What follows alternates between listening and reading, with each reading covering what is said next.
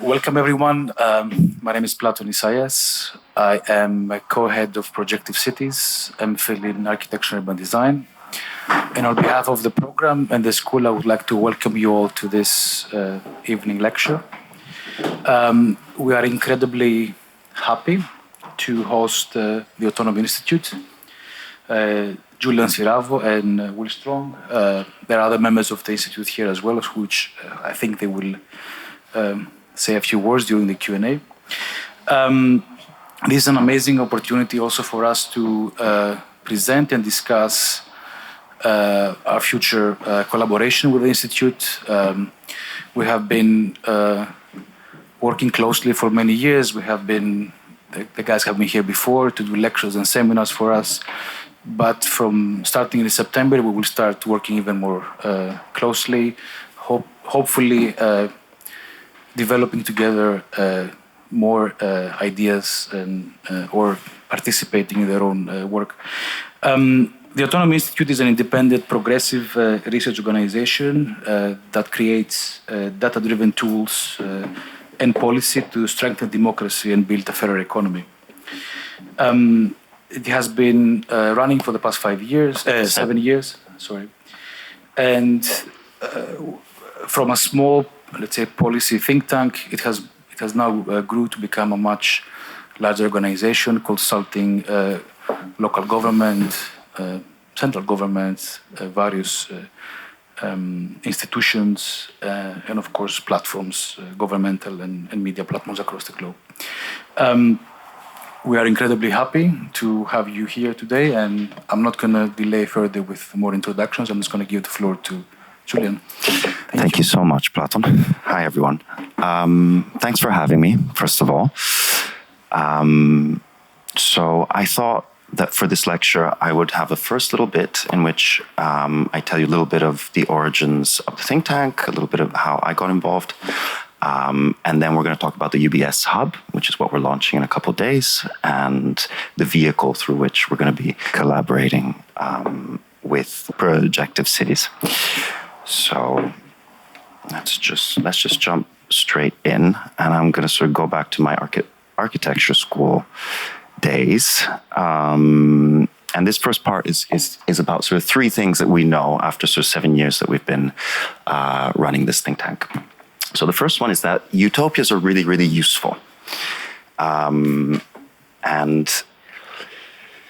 I'm going to start with this image. I got radicalized by really ugly, bad use of robots in architecture. This was around 2012. And most the robots were everywhere. They were sort of invading the Bartlett. They were invading the RCA. They were everywhere. And it seemed like most of the writing and most of the talking that was around this was about the robots were going to sort of liberate the possibilities of design. So essentially everything would stay exactly the same, except it would be more curved and sort of squiggly. And to me, this was maybe the best expression of of a book that came out in those years, Capitalist Realism by Mark Fisher. And it was a really good example of how atrophied the imagination of architects was when it came to looking at what technology could do. So I was deeply offended by the fact that we were using and thinking about robots to do anything but end work and sort of make construction, free it from labor. And slowly, alternatives and alternative models started coming out with other books that were very relevant in those years. It was books, it was also movements and organizations and other movements. So I set out to sort of take that utopia seriously. However, sort of however crude the idea of simply doing a project about the end of work. It seemed very, very simple, but then sort of when you get down to it, it pulls up a lot of interesting design questions, and we're going to touch upon some of those later on. So I put this all into my thesis called Post-Work City. I sent it to Helen, who's there in the audience, who co-authored the Xenofeminist Manifesto. Helen sent it on to Will, who's sitting next to Helen right there. And then I met Will in a pub, and we started chatting, and it turned out that he was teaching my thesis in school to some other students. So he felt compelled to invite me to teach with him. And the reason I'm telling you this story is not because it's a cute story, which it definitely is, but it's that the importance of the work that Helen and Nick Cernek and Will and other theorists in this area do is that by putting forward really common sense and clear utopian scenarios, they get architecture students to email them. And no, it's an important point, because no one's emailing Piketty. I mean, like, no, when you have a very sort of clear vision that can excite people who do things, that's when sort of a utopian vision can become something around which people can gather and build things on. So you'll have me designing the post-work city, and you'll have people like Will starting think tanks, because you're sort of dealing with the complexity of actually getting to that utopia. Now, the other sort of reason for which I think utopian thinking is useful is that it makes for good news, actually. That sort of outlandish, scandalous, and unacceptable proposals get people talking, they get people laughing, they get people asking questions, and most importantly, they inevitably move the bar closer to your goal. And that's something that the far right knows really well. You go on TV, you say something completely out there, and you sort of brought people a bit closer to you. So this is a little report that we put out back in 2019 called The Ecological Limits of Work. It was based on a very simple calculation, but what that calculation pointed to was that we had to work a 9-hour week if we wanted to sort of stay within ecological limits. And the tabloids picked it right up. So that is a sort of another use of counterfactuals, which needs to be really sort of thought about and used. Okay, so we kept putting out these proposals over the next few years, because when I joined, I made myself very useful, because we needed somebody who could make PDFs effectively. But the other reason is that the fact that space and the way that we use it are deeply political, that is a widely recognized idea, but it's a notion that rarely guides decisions in government, and it's an idea that rarely guides the ambitions of policy makers. So this sort of space is political mantra is something that we largely tell to each other, but it rarely sort of reaches places like Westminster.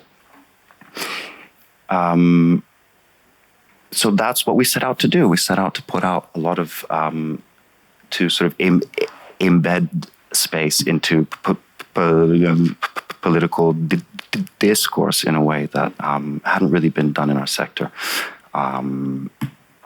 So I'm just very quickly running through some of these projects, which we can sort of go more into during the Q&A if there is that appetite. So the second thing that we know is that there's nothing like the real world. So at this point, we're a few years in, and we've sort of consolidated our position as the leading voice when it comes to working time reduction. At this point, I'm making a lot of PDFs, as you can see. And we keep getting these emails from companies that want help to switch to a 4-day week. So we think, so the idea comes about to launch a consultancy to help companies make that switch. So what that does is basically it creates a virtuous cycle in which we can both sustain ourselves financially and become less dependent on philanthropy, and at the same time can gather a lot of data and insight about how companies work and what happens when they do switch to a shorter working week. So I'm saying this because it's something that we keep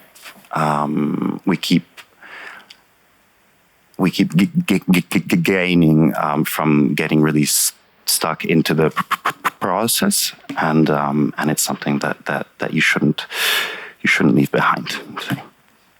Okay, so the third thing we know is that building your own tool is that one should build your own tools, and someone might need them. So by this time we're at the beginning of the pandemic, and we get an email from a physics PhD, who's that guy sitting over there, Lucas, who wants to help out, and they have a lot of useful skills. I'm going to fast forward the story a little bit, but basically within a couple months, Autonomy ends up on TV with this project, which Lucas can definitely tell you more about later. But essentially, it's put together how much people are getting paid and how exposed they were to COVID, and it showed very clearly how people on the lowest pay were the ones who were actually most exposed to the virus. And it was that sort of data storytelling that in many ways our sector was really lagging behind on, and that we immediately saw the utility of, and sort of putting those sorts of data tools at the service of the movement seemed like something really worth doing. This is another project I'm sorry for the image because there isn't much to sort of, they're very flashy, but it's an amazing tool, and it's the thing that has actually brought the most visits to our website ever. I think 70,000 in 7 months. And it is basically a database that helps care workers go through visa sponsorship, through the government visa sponsorship website, which is basically has a horrible interface, and it's impossible to see who's actually offering these jobs. So this actually gives them the opportunity to see who the companies actually are, and gives them much more agency than they had with the government websites. It's a small thing, but it's been immensely successful, and it's now being funded by Unison, whose biggest growth area are actually migrant care workers. So that's this is sort of how we can insert ourselves within these processes of change. The other project I want to bring up from the Autonomy Data Unit is the geopolitical ecological risk monitor. I hope I got that right. And basically, this uses embeddings and LLMs to go through company house data and read all of the risks that they are reporting and identify basically what new risks are emerging sort of month after month. Sean, who's been working on this, also created this sort of, somehow it generates its own images, but these are the geopolitical risks that were being reported, I think, a couple months ago. for instance, by different companies. So like you can actually get some sort of very, very, very niche and very interesting results. So those are the three things that I think have really made us stand out and have made me really proud of being part of the think tank. And this year, in 2 days, we're going to have the event to launch the UBS Hub, a hub that's going to be sort of doing advocacy and research about universal basic services. Does everybody know what universal basic services are? What we mean by that? It's pretty self-explanatory, but it's a concept that came out of the Institute for Global Progress at UCL. At the time, very much to contrast itself from universal basic income, and the idea was that was to essentially give offer to citizens a set of free services, and that would be sort of an investment in the prosperity of our societies. So UBS is both a proposal. And in the formulation of the IGP, it's free healthcare, it's free legal aid, free transportation, free shelter, free information, free education, and free food. So that's a sort of normative proposal that they put forward. We also think that UBS is a lens, and what I mean by that, and I'm going to pull up my favorite image from architecture school. What we mean by this is that sort of the UBS frameworks offers a cross-sectional view of access, very much like the Nolly map. And that's crucial to understanding and delivering well-being outcomes. That's a really key aspect. And in a way, it functions a little bit like the foundational economy framework, which if you've never read this book or ever heard of it, I highly recommend it. What the foundational economy people set out to do was basically identify which parts of the economy were really essential to sustain everyday life, and set out to basically propose a series of policies to make sure that they could resist the shocks of the market and of climate, because they were essentially too important to be left up to those volatile forces.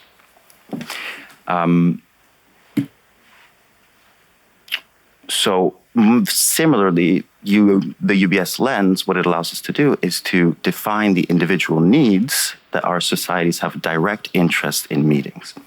So if we want to thrive, these are the things that we need individuals to have. Otherwise, we won't. So I thought I'd go through some of the arguments about why we think UBS is a good idea, why we think it can work on many levels. So the first one is to save money.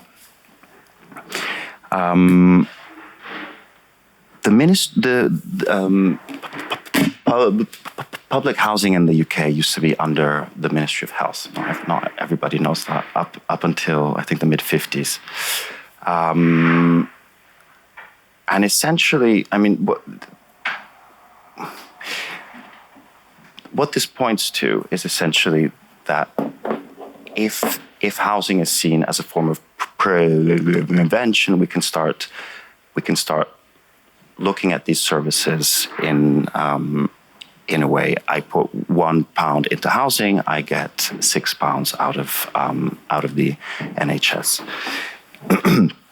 So that sort of interconnectedness of services means that we can smooth over the contradictions and the conflicts between them. And we're saving money, both for the Ministry of Health and for the citizens. The second reason is to generate innovation. And this is something that Google actually knows very well. They provide a lot of free food, free coffee, free services all over their campus. And it's not it's not about keeping people at work for longer.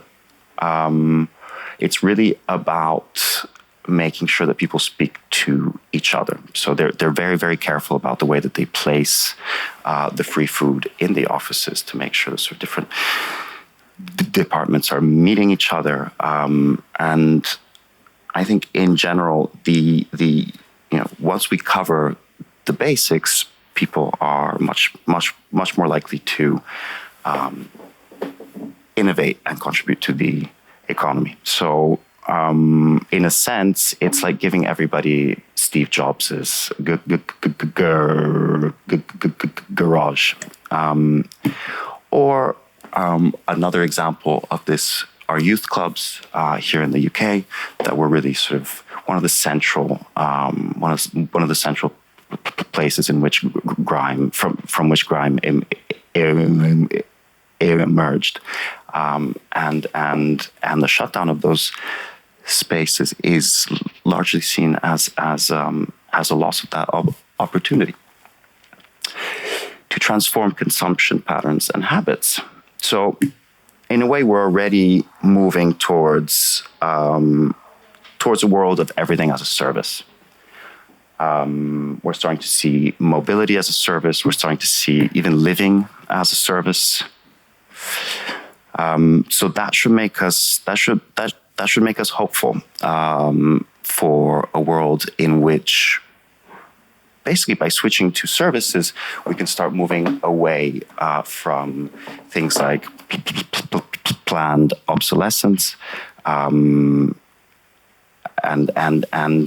all the wasteful practices that are associated to essentially ownership over use. And it wouldn't be the first time that a government starts to think directly about consumer products. It already happened under the Allende government in the 70s. They had an entire design department to design sort of high quality basic consumer goods. I think that's actually one of the most exciting things that government managed to do amongst the many, to create good jobs and business models. So this is really about progressive procurement. UBS is obviously a massive expansion of the public sector and means massive expenditure for the public purse. And where that money goes is really important. This is a laundry in Cleveland. It's called the Evergreen Cooperative Laundry, and the hospitals in Cleveland have recently given up a contract with Sodexo and given the contract instead to this co-op.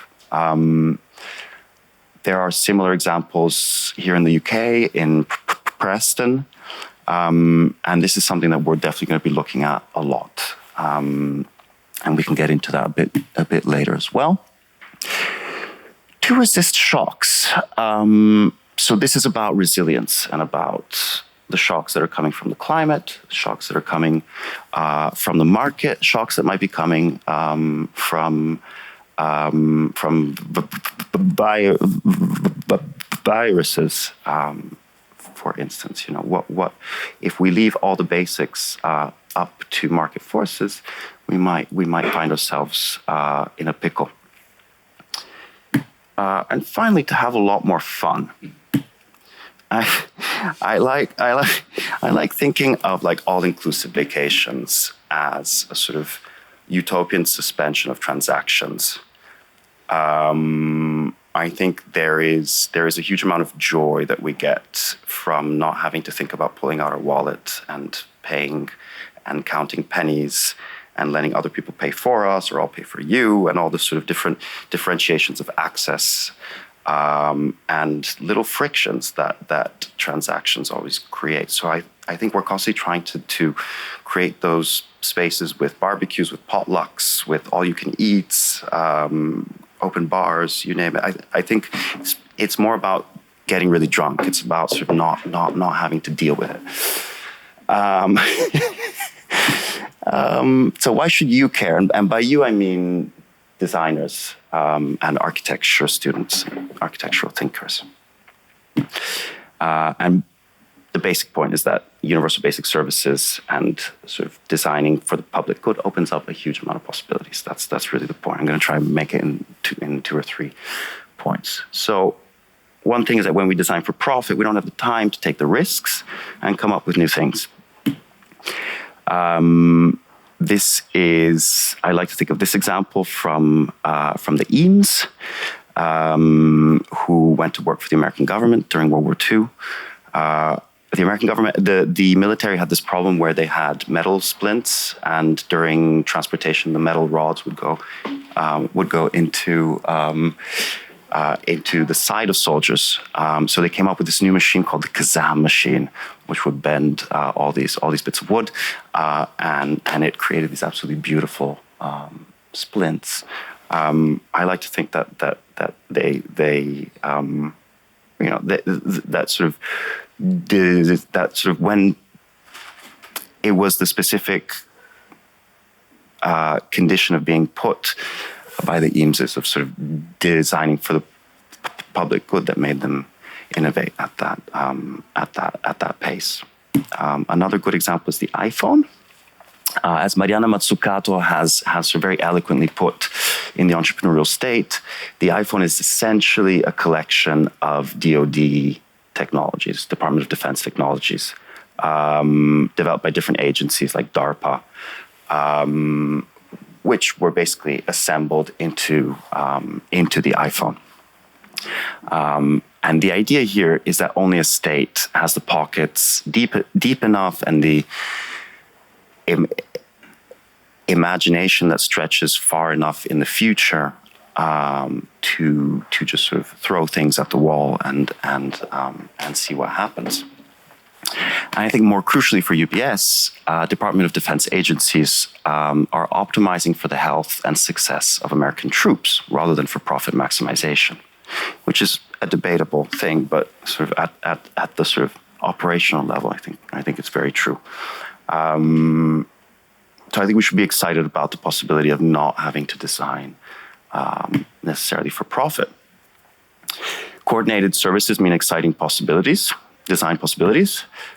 My example for this is Le Corbusier's Unité d'Habitation, and it's these little boxes outside of doors. I don't know if everybody knows what these are. They were for milk deliveries, and you could open them from the inside of the flat.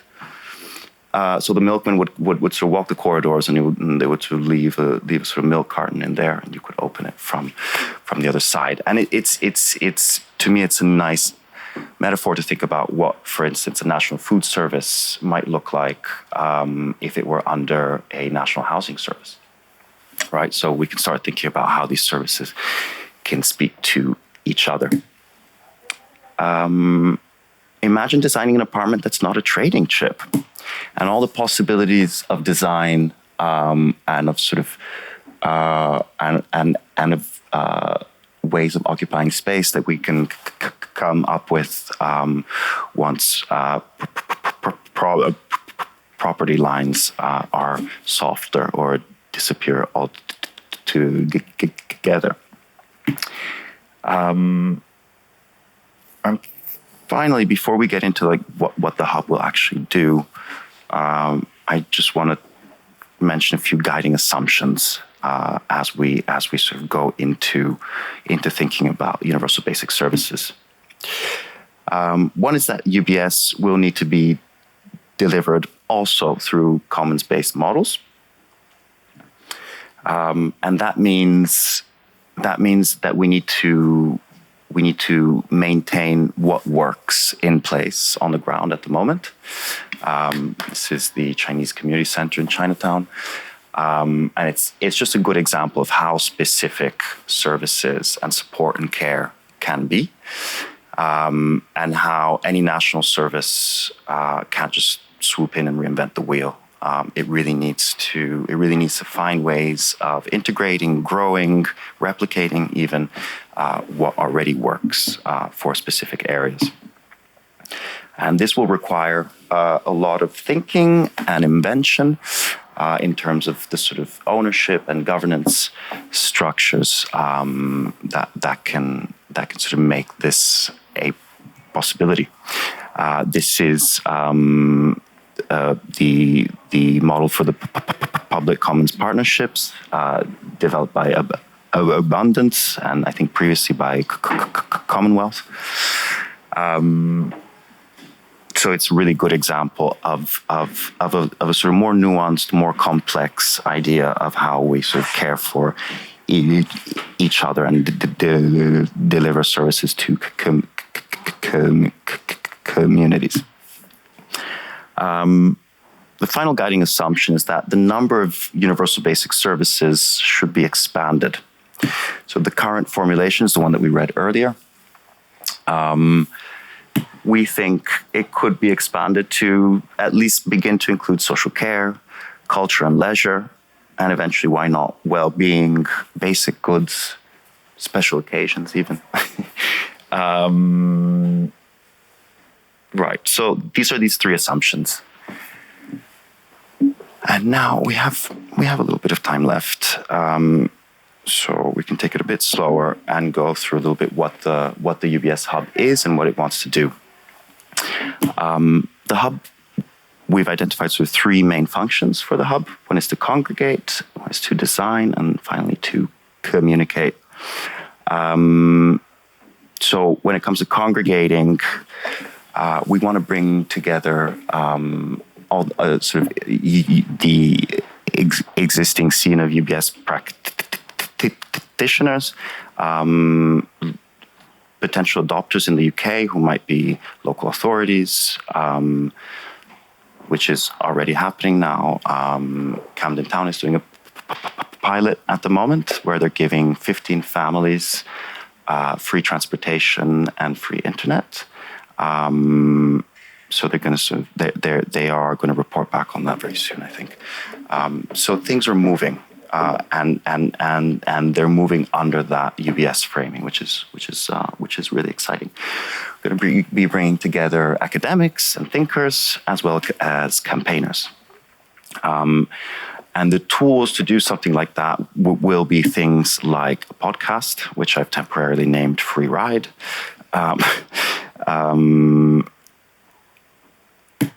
And then it'll design. And by design, we mean a lot of different things. With Cosimo, who is also in the audience, who is our resident architect, we have been having a lot of fun. We put together a drawing called the Universal Basic Services City, which will be launched in a couple of days. So when we say design, we do also mean literally design, but we also mean to design a brand and a narrative for the concept of universal basic services, because hearts and minds need to be one. We also mean to design the pilot schemes that are necessary. That's something that Autonomy has been doing more and more. We have a pilot scheme. We have a trial in Camden at the moment for basically giving a universal basic income to care leaver young people in the borough, and obviously we've had 5 years of 4-day week trials behind us. And then finally, we're going to be crunching the numbers about all these different questions, and that's something that I will sort of open up to the rest of you to see sort of what everybody thinks the numbers that we should be crunching are to make those kinds of arguments. So things that we will be designing will sort of our bread and butter are reports, obviously. And then finally, communicate. So one of our strong points has been our relationship with the media and the fact that we managed to get stories on a regular basis. We're going to be putting together political roundtables, social media campaigns, and finally be collaborating with architecture schools, for instance, but also, as much as possible, exhibitions and cultural events. This will also mean sort of coming up with ad campaigns, making sure that we get sort of our stories and our points across in the news as much as possible.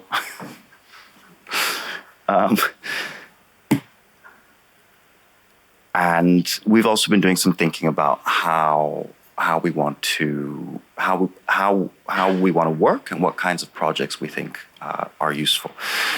So this is in a way the first time that we get to look back and see what worked and design the road ahead for something very specific. So for the hub, we're going to be mixing what I'm calling fast and slow projects. So things like comprehensive reports, which will be very long, collaborations like the one that we're setting up now with Projective cities, the little ones that I'm calling one-trick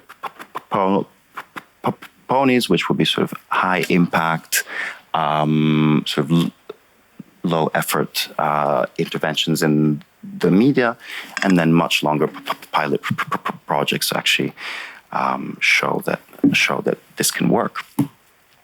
We're going to be working on a yearly thematic basis.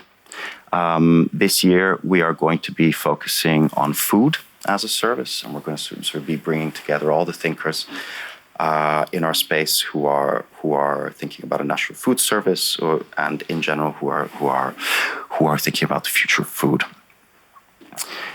I'm going to abruptly stop here and open up for questions. I'm going to invite Will and Lucas and Cosimo and Helen, for that matter, to answer questions about some of these ideas that people have, or about the organization itself, if you're curious about that. Thank you so much. Great. Thank you so much. This was incredibly fascinating and interesting. And I just want to open up for questions from the floor. Absolutely. Yeah. Or comments.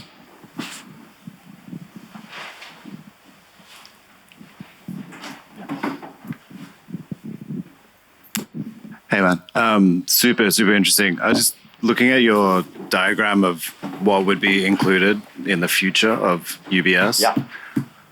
I just wonder if you could talk through how you got to, for instance, like culture and leisure being a core part of it, whereas like basic goods not be. Just like what's the thinking of like the hierarchy of needs there? I would say this goes on a sort of intuitive Overton window basis. I think arguing for the state or the commons to provide basic consumer goods would feel very outlandish to people now. I think the point that I made with Zipcar and things like this is that we are moving towards a world where it's going to be easier to understand those things as services. Culture and leisure is obviously something that we've already been providing on a public basis. Look at the South Bank Center. Look at something that in a way other governments are also providing in a much more comprehensive way than here. We often talk about the UI library in Finland, which is this which is a library, but which also has like recording studios that you can book, or actually useful things where if you want to sort of take your creativity seriously, you can actually sort of access those resources, basically. So yeah, my answer is sort of it sort of goes from the most necessary to the plausible to the nice to have, I would say. Will has a good response for you, I think. Come here. That was a good response. Hi, everyone. No, I think there's something interesting here because I was introduced recently to the history of Maslow's hierarchical pyramid of needs. And I learned that basically, I don't know if you know this, he spent time with one of the indigenous peoples in North America. I can't remember their name. Blackfoot. And basically they have a whole different way of conceptualizing needs. And he basically butchered it and made a pyramid. And so it was an interesting history there, thinking about, okay, how do we conceptualize needs? Is it a pyramid? And people like Justin O'Connor, who wrote a great book called Culture is Not an Industry, makes the quite strong claim, I think, that it's not the case that art, culture, etc., is just right near the top of this pyramid. That actually a lot of people live for this stuff and it gives them purpose and meaning, and that infuses a lot of their lives, and sustenance can sometimes take a back seat. So I think it's important to kind of have some of that thinking in when we talk about culture in this kind of basic sense, that it's not just an afterthought. Yeah. Thanks. All right. Well, should stay? Okay, I'll stay.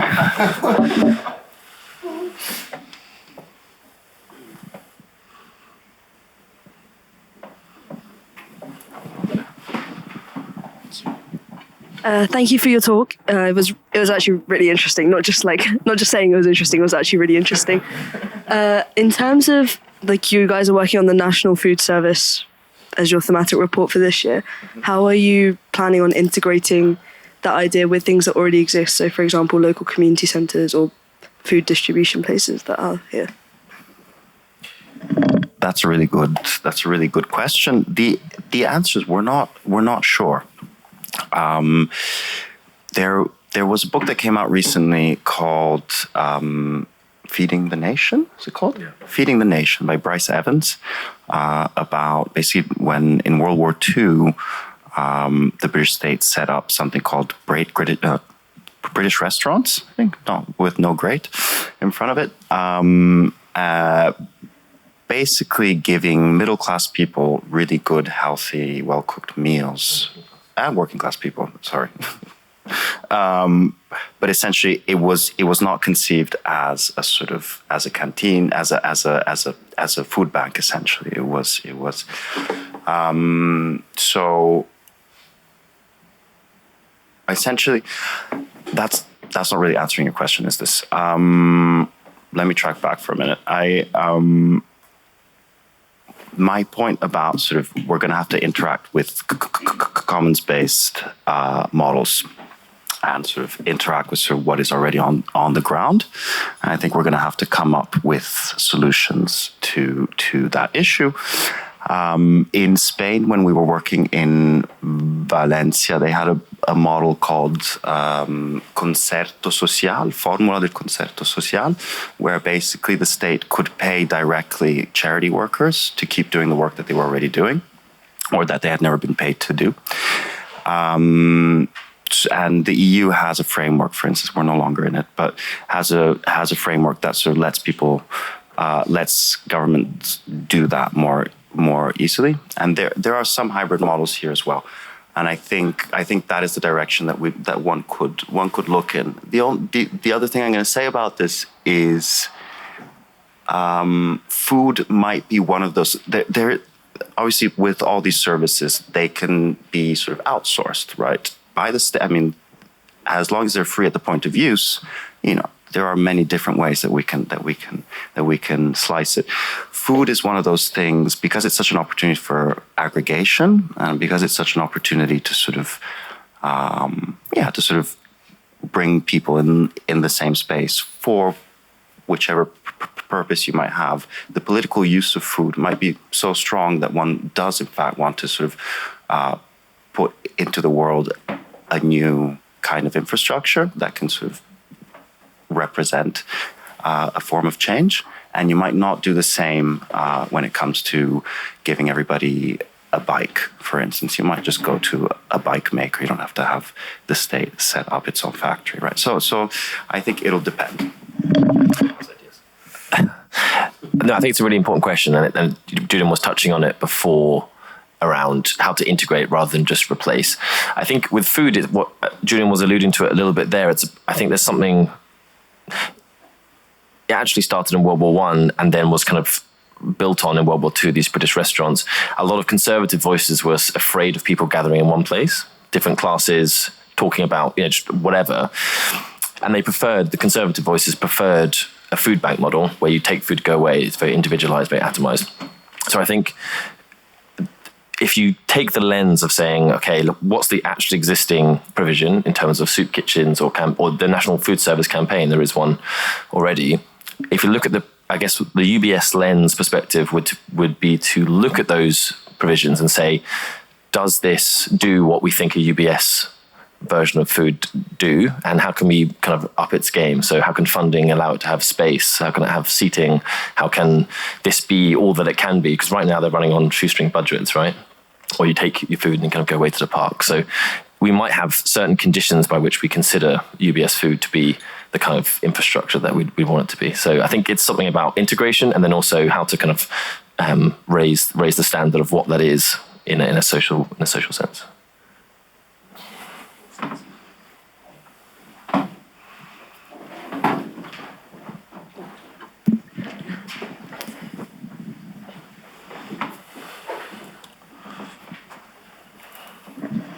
Hi. I was wondering if you could talk a bit about how much, let's say, spatial design or architecture you yourselves produce for something like the report you're coming up with. And also, I guess, generally, how useful do you find it to produce, like visualize some of these things? Or, just thinking of, for example, the reaction in the news that you show, that I was wondering if it would be more powerful if there was an image that people could see and, see these saunas for everyone, or do you think that actually is counterproductive in a way because you would fixate people with, do you want people to think more conceptually, or would you like to visualize it more, which I guess... I think we've gone more on the visualization side of things in general. Every time it's also, we live in such content-based society, right? I mean, if you want to say something, you're going to say it better if you attach an image to it. It's just the nature of scrolling.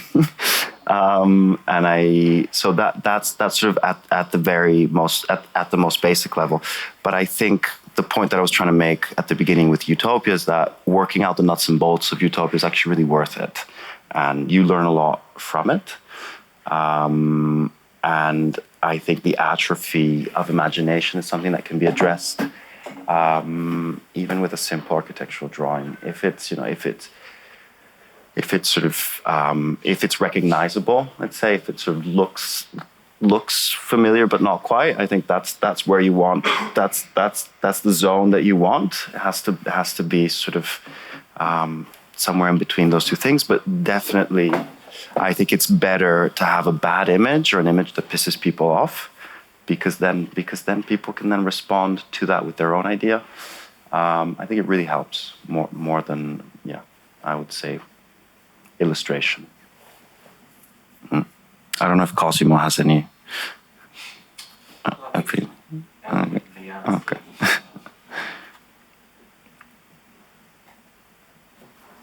There's a microphone, I think. There. Hi.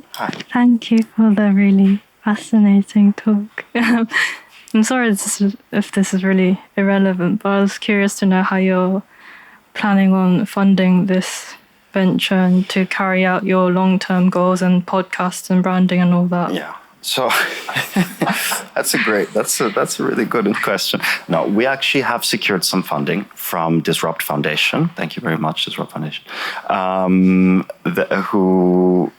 who have given us a relatively small amount of seed funding to launch this first year and to sort of set up things like the podcast, the events, the roundtables. We are hoping to raise a lot more and sort of really get our voices out there.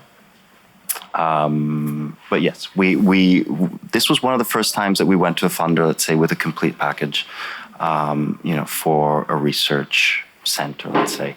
And I think, it was a successful way of looking for funding. I don't know if Will wants to say anything else about that.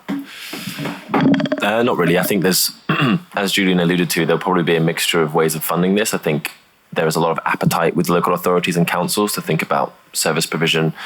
Some councils are already looking to pilot different parts of UBS, and we're working with them to stay quite closely associated with their initiatives, particularly food, transport, and communications.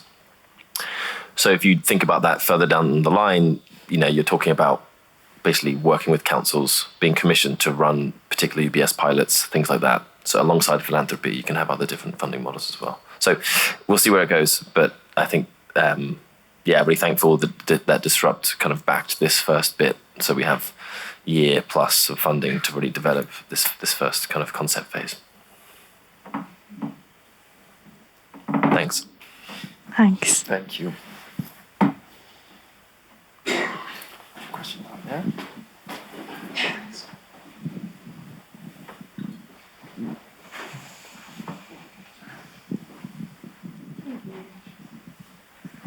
Thank you for a great talk. That was super interesting. I'm going to try and not fluff this.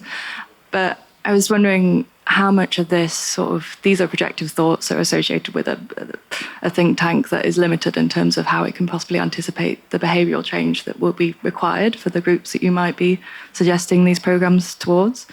How much of your programme is applied to actually educational practices to be able to guarantee the success of these changes? For example, the food provision group. I mean, I worked in a lot of homeless kitchens, and a lot of the issues tend to be that you're trying to enforce people to adopt a healthier diet without giving the sort of full educational background in order for them to be able to appreciate what that is, to appreciate what the benefits for these services are, rather than this sort of becoming a bit of an isolated platform that is only applicable to a certain group that have been involved in the thinking behind it. Absolutely.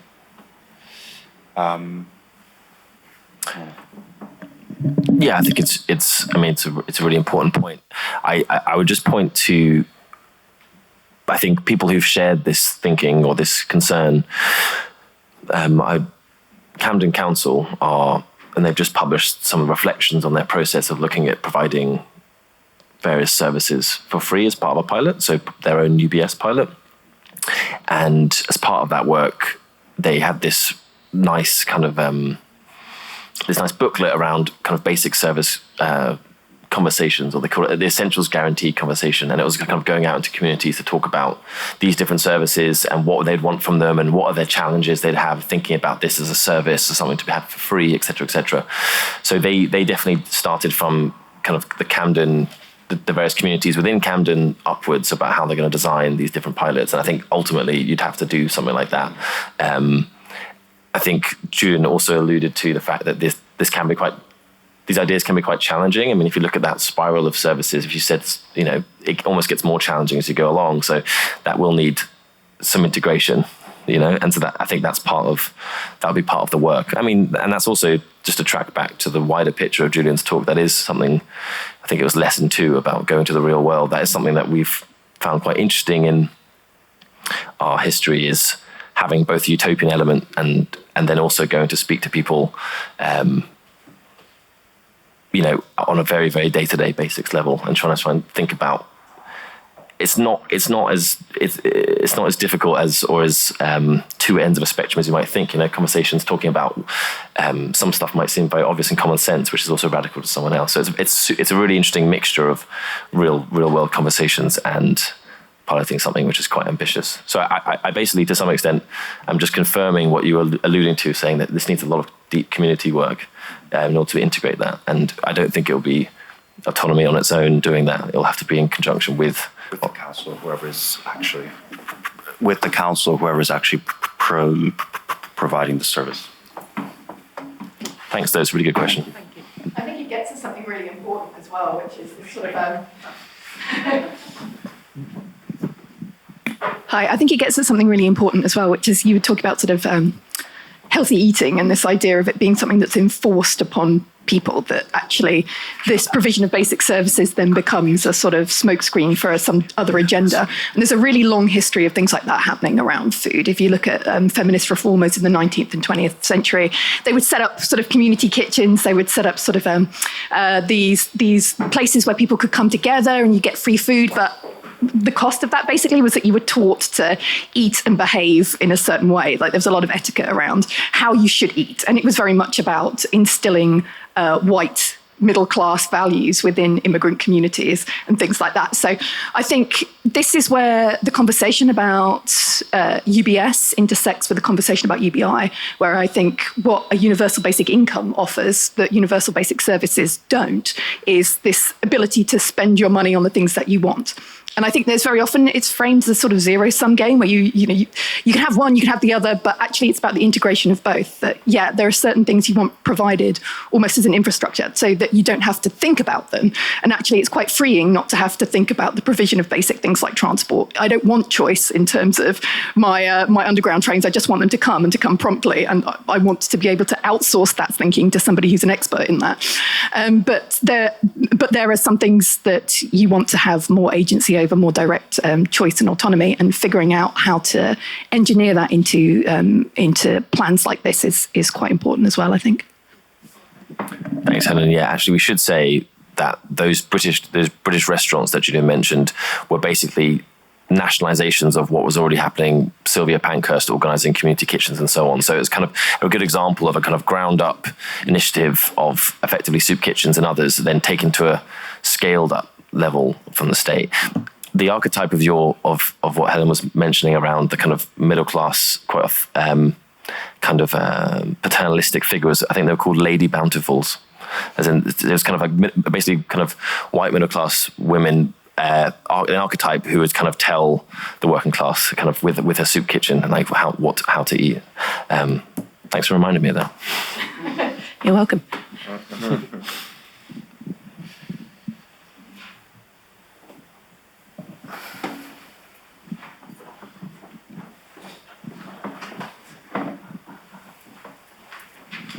Thank you so much, Julian. And well, I have a very obvious question because also as part of the Projective Cities together with Platon and all the cohort, we are very excited to launch our collaboration, but it would be amazing to hear from you what to expect out of this collaboration. It's definitely you. That's definitely me, is it? Okay. I don't know, Hamid. I think I've put out here on the table a few of the things I want to be thinking through. I think what I'm excited about is the level of complexity, the level of nuance with which Projective Cities for years has been working through problems of public and private and common, and sort of all that really fine detail is something that I would like to sort of really learn from for our hub. I think what we will be pushing students to look at will be sort of both the possibilities in the productive sphere that are offered by these integrated services. So like how actually also productive landscapes might change, obviously housing, and so what place these services have in the city, and also since we have the slide up here, how we can think about new forms of governance and how they become spatialized in a city of basic services. Can't wait.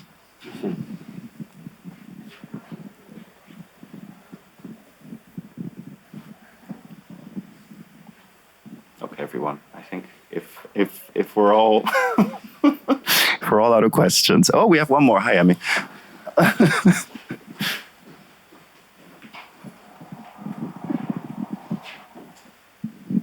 Thank you. It's super interesting and ambitious work, I think. I kind of have two parts to my question.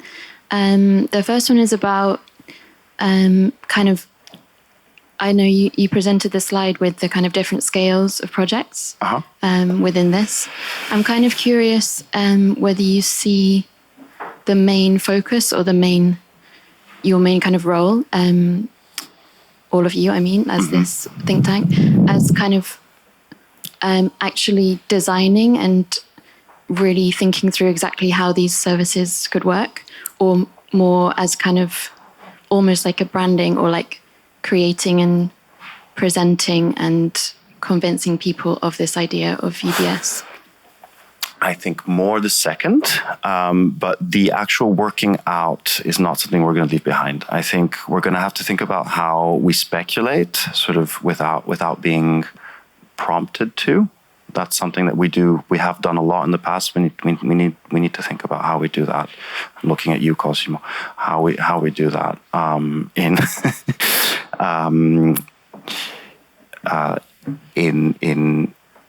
in this instance. But I think as much as possible, the working out will happen within pilots and sort of in conversation with people delivering the services on the ground. You want to add something? Go. Yeah, I mean, something since the first days when we worked with local authorities, there was a nice match up between those who, like there's some really wonderful people who in local authorities see their perhaps banal day-to-day of delivering services and kind of being a council, but also have this thought of a quite ambitious utopian thought of like how to do this better. And those are the people that when we work with local authorities are kind of perfect colleagues in a way, because we've always, as I say, from day one, it's never been a case that we're ever going to be designing from scratch these services, but you have a kind of an integration of particularly the more ambitious councils, for example, thinking through not just kind of small tweaks to make this better under huge pressure, but also ultimately, being able to themselves thinking, okay, here's what the large overhaul needs to be. So meeting them there while also having some of these more speculative kind of injections, and that's where like a collaboration with the council gets really interesting, because they've brought you in for that reason to start thinking through and throwing stuff at the wall, and they can say, well, right, this is how the actual services actually work. But they're very open. They would be open to thinking, okay, well, they are stretching us in our imaginations in these ways, and actually, here's what it could look like going forward. I mean, some councils have whole teams of policy designers, they're called, and that's really remarkable. People who are there to kind of actually exercise a lot of imaginative thinking to try and think about how this could be better. Obviously, different local authorities have very wildly different budgets. So some just do not have a department for that. So it will depend, obviously, where you go. But I think, I guess to answer your question in a short way, we would never presume to design a service from scratch. It would always be with a local authority. Thanks. And kind of like following on from that, the second part of my question is sort of, to what extent do you think it's kind of positive to present this as something new versus kind of drawing on all the existing free services or partially free funded state services that kind of exist already? And I'm not sure if I saw everything, but I think like that analysis of the different hierarchy of different types of services would be quite interesting to see, like all the, like a really big diagram showing all the different things that exist already, different forms, because it struck me that even something like wellness, which you kind of showed as a less sort of essential function, there are already lots of things like, leisure centres and things that are free for residents. And yeah, I don't know, that's quite a long-winded question, but I guess to what extent you frame the narrative as this new thing of UBS versus sort of an extension or development of existing. I have another. This is a question rather than an answer, if you were hoping I was going to sweep in there. This is basically another framing question, which is, so the title of this event was From Working Time Reduction to Public Luxury. And I didn't hear the term public luxury being mentioned. And I was wondering, and this is in terms of framing, and again, it's about where these things fall on your spiral of needs rather than your hierarchy of needs. What are the benefits of framing something as public luxury versus framing it as a universal basic service? So that's basically what are the affordances of thinking in terms of this is a universal entitlement, which is the sort of UBS framing, versus nothing's too good for the working class, which is the sort of more public luxury type framing. And then again, I think sometimes these things fall in unexpected places on that kind of spiral, right? Something like wellness does seem like it's, well, maybe this is more of a luxury than a basic need. But then when you do look back at examples, I was talking to Will about Argentina's history of basically sort of publicly funded tourism. So the state owns tourist retreats, and people can go there at cost to enjoy a holiday. So, there are these things that you might think feel impossible now, which actually have these things that you can tap into in terms of existing traditions, whereas some more basic utilities, you're sort of swimming against the tide a bit more. So it might be that the opportunities crop up in less expected places that don't fall along that hierarchy, but do fall along, like, what can we do right now? What can we tap into in terms of what's happened before and things like that?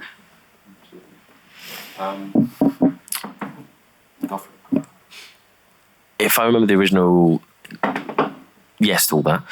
Thank you. Although Julian can talk about why he didn't include public luxury. I think, the question as to whether this is more powerful as a new thing or something which is not new.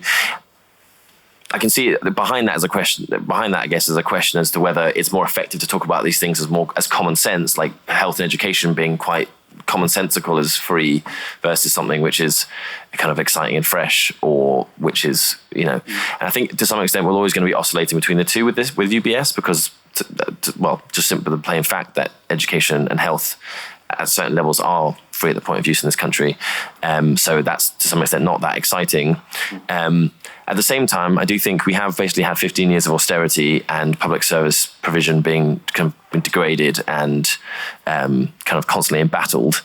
So the idea of saying this is now going to be free at the point of use, and it's going to be done with a whole new set of, a whole new kind of provision, is inherently going to be something quite fresh and quite, I think it would be quite exciting. So, is it a question of framing? I think it's something probably a bit deeper around, is it a lens that if you can shift the lens in which people, with which people see what basic is, or rather meet people where they're at with their intuitive sense of what basic is, it does something quite new and different, I think. There's something on the UBI thing, actually. There's some of the experiments around UBI, particularly in Finland, showed that kind of universal, unconditional provision greatly increase trust in the state, and that's something which is quite withered right now, right? I think no one would really trust the state to be able to do anything for them almost. So that's another kind of element to this I think is important. It's not necessarily just about new versus common sense. I think it's also about what's your relationship with the state, and it's basically one, ironically, based on a lack of strings rather than one which holds you tight. So maybe that makes sense to some people, but also can seem quite paradoxical to say if the state gives you things for free without asking for anything, you become more trustworthy. I mean, maybe it does make sense. Anyway, I deviated a bit from your question, sorry. Do you want to think about it? About public luxury, I thought I didn't have time, to be honest. But it is really, we did speak a lot about the naming of the hub, whether we should keep the UBS framing. Also, we have a UBI research division as well, and we don't think those two things are absolutely in contradiction. But, UBS has that history of being sort of the alternative, let's say. There's that, and there's also just in general, I was speaking to some other people who were workshopping a similar name for a similar organization, and they had landed on something like sufficient or enough or so. Yeah. So I think there is a tension which I like to think of as like a Protestant and a Catholic tension in this discourse. And I don't know what I think. I always assumed that the exciting, more luxurious version would be more exciting to everyone, but I'm not. I think the jury's still out, actually, on whether sort of on whether a more austere approach is actually better for this. I think you've made the right choice, because I mean, I particularly if it's going to be sort of policy, municipal, local government facing. People aren't going to feel empowered to frame anything in terms of luxury, because you're constantly arguing against the idea that luxury is a position or good. This idea of a universal luxury, you've got so much conceptual unpicking to do before you can say, actually, this is this idea of luxury as something that's not about some people having things and some people not, but actually something that everybody has. And I think actually framing it in terms of universal basic services creates this space for conceptual engineering around what counts as basic, and actually gradually pushing and pushing and pushing against the framework of what is the basic, and what are our basic needs. And that kind of taps into what Will was saying in terms of actually arts and culture. Is that essential? Yes, it is. And bringing more into that category of what are foundational human needs and re-engineering the concept in that way, I think is a kind of is a good angle. But I think they're different terms for different audiences, right? Like, who do you want to seduce, and then who do you want to alienate? Which is why we thought for the title UBS was a more recognizable brand, basically, compared to something like public luxury. And I think this question as well about whether you tap into history or not is a question that Will and I have really debated in terms of our book on post-work, where we were thinking about the history of universal basic income and the fact that you want to make it a palatable proposal because it initiates such a strong and profound set of critical reflexes. I'm sort of agnostic about basic income. I've spoken about it a lot since I've been here. Like, actually, I think what's more useful in that framing is a framing of how important it is to think about welfare when we're thinking about like cultures of work and daily existence. But in terms of something that's going to initiate those critical reflexes, tapping it into something like family allowance, which has a whole set of well-established histories and that our mums and our mums' will remember, you can start sort of piggybacking on that and mobilizing it and making it seem more like a return to a commonsensical proposal, even if what you're doing is smuggling in a set of more radical ideas. I think without wishing to be indiscreet about the purpose of autonomy, I very often see it as, when you're like trying to get a dog to take medicine and you like hide the pill in like a whole bunch of ham. I feel like that's sort of like autonomy's agenda, where you've got the more radical proposals are couched in these terms of palatability so that people will pick up on this. Oh, this is reasonable. And then actually what we're constantly trying to do is push things further and further in the name of creating a more radical and emancipatory world. Helen speaks on behalf of herself and herself alone. I think there's just one last thing I think was quite interesting about your question in a way is also you can have the reverse is kind of true, that basically you could have something quite banal almost banal, say kind of transportation being free. It's not so flashy, but just the sheer experience of there being a kind of barrierless transport system that would be itself kind of like an almost bodily shift where you just kind of just float straight through into the train or tube. It's something which I think is just kind of almost like just thinking about that experience itself would be very a real feeling of abundance. Whereas the constant erection of barriers, I think my hometown just outside London has only recently just got barriers. But I don't go there that often. I kind of hate it there. But it definitely does. It's very marked when you kind of see, okay, right, I can't go here anymore. It's like stopping you, So I think there's even the more banal versions of this will be something will produce that kind of perspective shift, basically. The history. Yeah, a very modest contribution to UBS tonight, which is alcoholic and non-alcoholic drinks. Great. That's great. Yeah. That's semi-public luxury. Good. Prefigurative politics, that's what that is. Great. Thank you. Thank you very much. Thank you.